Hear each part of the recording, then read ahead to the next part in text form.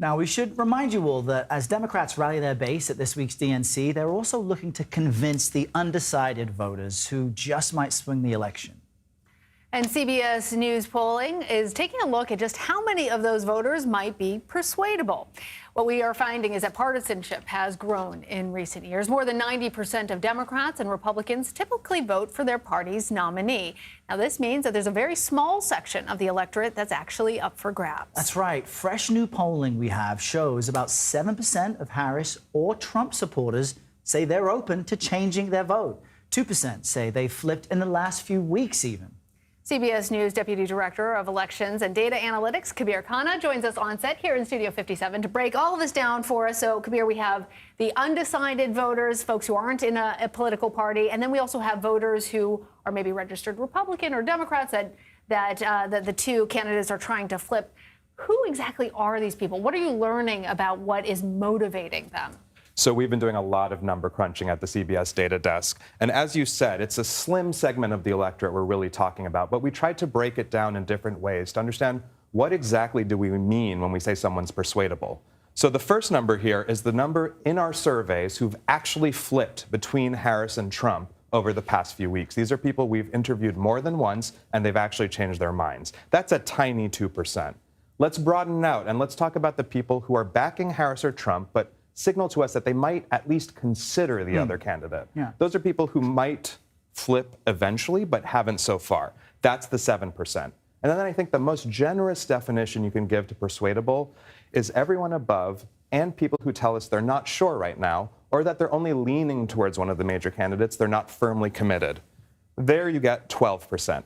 That's about 1 in 8 likely voters. Okay, it's still a narrow segment, but they could be pivotal. Elections these days are super close. The battleground states were decided by fractions of a percentage point. These are the folks campaigns are going to be fighting over. Yeah, and Kabir, we can't say that enough because in the swing states, we had single-digit differences between the candidates last time. So the ability to swing some of these voters around is really what this is going to all come down to. Is there any indication of folks who are newly into the mix since Biden dropped out? There is. Let me tell you, first of all, that one of the reasons Harris is doing a little bit better than Biden is that she's been able to convert young voters and voters of color into the Democratic column at higher rates than Biden was. Interestingly, a lot of the persuadable voters are also younger. Most are under age 45 and more racially diverse than voters writ large. Interesting. So one thing that we've noticed, and we're going to be tracking this going forward, is that Kamala Harris currently enjoys a higher floor of support than Biden did. What that means is that in July, before he dropped out, Biden had 4 in 10 voters who said that they were both voting for him and that they wouldn't even consider Donald Trump.